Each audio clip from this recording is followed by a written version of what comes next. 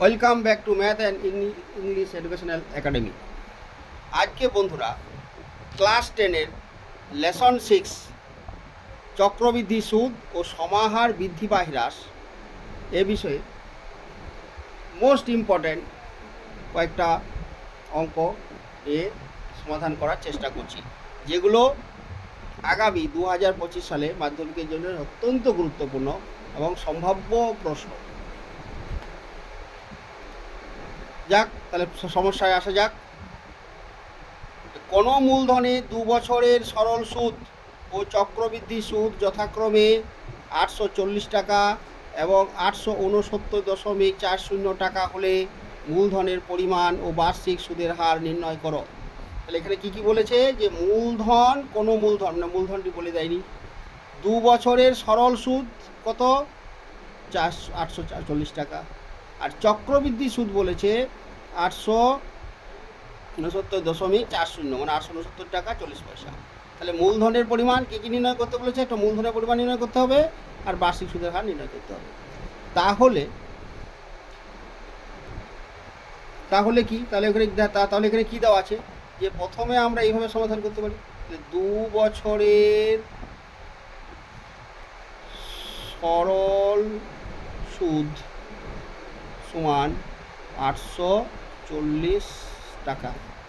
তাহলে অতএব 1 বছরের সরল সুদ সমান 840 ভাজিত 2, তার মানে হলো যে 420 টাকা। এবার আবার 2 বছরের চক্রবৃদ্ধি সুদ ও সরল সুদের পার্থক্য সমান 869.40 মাইনাস 440, এখানে 0.00 নিয়ে নিলাম, সুবিধা হবে, টাকা। তার মানে কত হলো,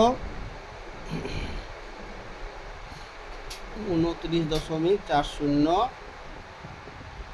টাকা।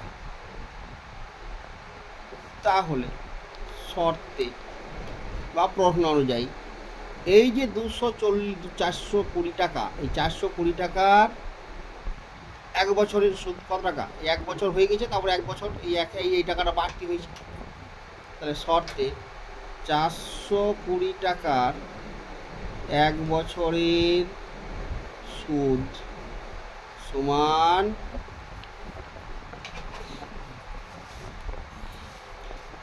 29.40 টাকা।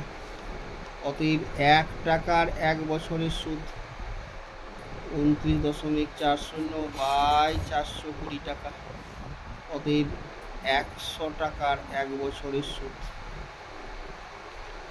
সমান 29.40 ইন্টু 100 বাই 420, এই দশমিকটা ঠিক উপরে 100, 100 কাটলো, এই 0 কাটলো, কত হয়, 7 2 14, 4 হাতে 1, 4 7 88, 29, তাহলে এটা 7 দিয়ে কেটে দিয়েছে 42, সাথে 294, 7, তাহলে সমান 7 টাকা। অতএব বার্ষিক সুদের হার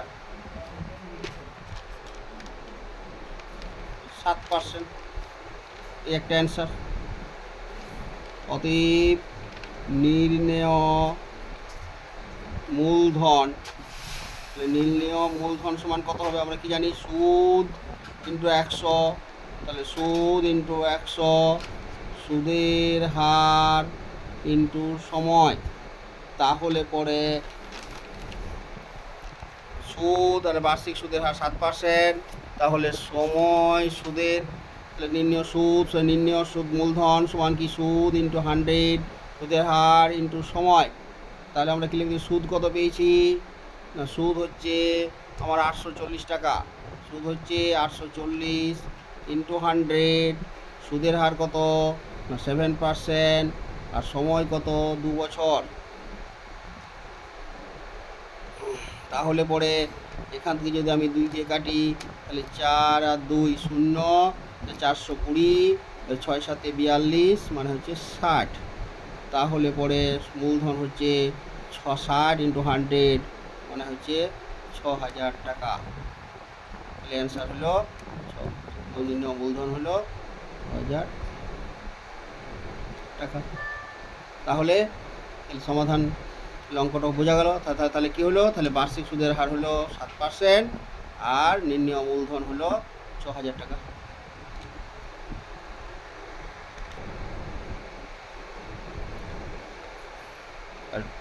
নেক্সট 2 নম্বর, বার্ষিক চক্রবৃদ্ধি সুদের হার কত হলে 2 বছরে 10,000 টাকার সমূল চক্রবৃদ্ধি 11,664 টাকা হবে নির্ণয় করো। তাহলে এখানে কি বলতে চেয়েছে, বার্ষিক সুদের হার, চক্রবৃদ্ধি সুদের হার। তাহলে পরে ধরি বার্ষিক চক্রবৃদ্ধি সুদের হার সমান R%। তাহলে শর্তে আমরা কি লিখতে পারি, 10,000 into 1 plus R/100 to the power 2 সমান এর সমূল চক্রবৃদ্ধি সূত্র অনুযায়ী P into 1 plus R/100 into to the power n is equal to সমূল চক্রবৃদ্ধি। সমূল চক্রবৃদ্ধিটা বলে দিয়েছে কত, 11,664। তাহলে বা আমি এখান থেকে লিখে এটাকে নিচে নিয়ে আসবো। তাহলে 1 plus R/100 to the square সমান 11,664 বাই 10,000। তাহলে বা 1 প্লাস R/1000 স্কোয়ার। তাহলে আমাকে এখানে বুঝতে হবে যে এখানে 100 আছে, তাহলে এখানে দেখো এখানে দুটো শূন্য, তাহলে এখানে 10,000 মানে হচ্ছে 100 এর বর্গ, তাহলে 100 এর বর্গ হলো। এবারে উপর কাটার কত বর্গ হবে, নিশ্চয়ই 100 এর বেশি। তো 100 এর বেশি যদি হয়, আমরা এককের অঙ্ক কি আসে, বর্গমূলের সাথে বর্গক্ষেত্রে 2 এ 2 এ 4 আসে, আর 8 8 64 4 আসে। তাহলে হয় 100 এর বেশি মানে হয় 102 হবে, নাহলে 108 হবে। কিন্তু এখানে দেখা যাচ্ছে সংখ্যাটা এমনই যে এটা 102 হবে না, তাহলে একটা 108ই হবে। তাহলে এখানে হলো 108 তার হোল স্কোয়ার। তাহলে আমি কি লিখতে পারি, তাহলে এখানে যে 1 plus R/100 is equal two, তাহলে 108 সমান কি লিখতে পারি, তাহলে 100 প্লাস 8 লিখতে পারি, বাই 100 লিখতে পারি। তাহলে বা 1 প্লাস R/100 তার হোল স্কোয়ার সমান, তাহলে এখানে যদি 100/100 তাহলে এটা 1 প্লাস 8/100 তার হোল স্কোয়ার। তাহলে এখান থেকে আমি কম্পেয়ার করি, যেহেতু হচ্ছে অভেদ, অতএব এখানে আর এর মানটা কি পেলাম, আর ইজ ইকুয়াল টু সব জায়গায় 1 এর 1 বসেছে 1, এখানে 100, এখানে 100, এখানে 2, এখানে পাওয়ারে 2, তাহলে আর এর জায়গায় বসে আছে 8।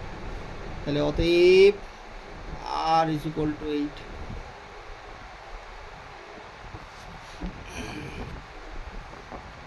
তাহলে কি হলো, তাহলে আবার একবার বলে দেওয়া যাক। তাহলে শর্তে, তাহলে ধরি বার্ষিক চক্রবৃদ্ধি সুদের হার R%। তাহলে পরে শর্তে আমি কি জানি, তাহলে 10,000 into 1 plus R/100 to the power 2 is equal two 11,664। তাহলে বা এখান থেকে 10,000টা এখানে ডান পাশে নিয়ে নিচে নামালাম। তাহলে কী হলো, আর 1 প্লাস R/100 তার হোল স্কোয়ার সমান 11,664 বাই 10,000। এবার এটাকে বর্গ বলা, এবার এই পাশকে যা আছে থাকে। এবার ডান পাশটা কি হচ্ছে, কার বর্গ না, নিচে তো 10,000 আছে মানে 100। এখান থেকে বুঝে গেলাম নিচে 100 যেহেতু আছে ওইটা 100ই হবে, এখানে তাহলে। এবার এখানে কি হচ্ছে না, এখানে বললাম যে যেহেতু এককের ঘরে 4 আছে, তাহলে আমরা জানি 2 2 4 আর 8 8 64 4। কিন্তু এই শুধু তাই, তো এইবারে কি হচ্ছে, এটা যেহেতু এটা বড় হয় 10,000 থেকে বড়, তাহলে এটা হয়তো 102 হবে, নাহলে 108 হবে। তো এখানে 102টা হবে না, সংখ্যা অনুযায়ী 108 হওয়ার কথা, তাহলে 108 হবে। তাহলে এবার এটা 108/100 তার হোল স্কোয়ার লিখলাম। এবার এখান থেকে যে 108 মানে 100/8/100, তাহলে 100/100 প্লাস 8/100, তাহলে 100/100 মানে 1, আর এখানে 8/10 তাহলে এখান থেকে বোঝা যাচ্ছে R সমান 8। অতএব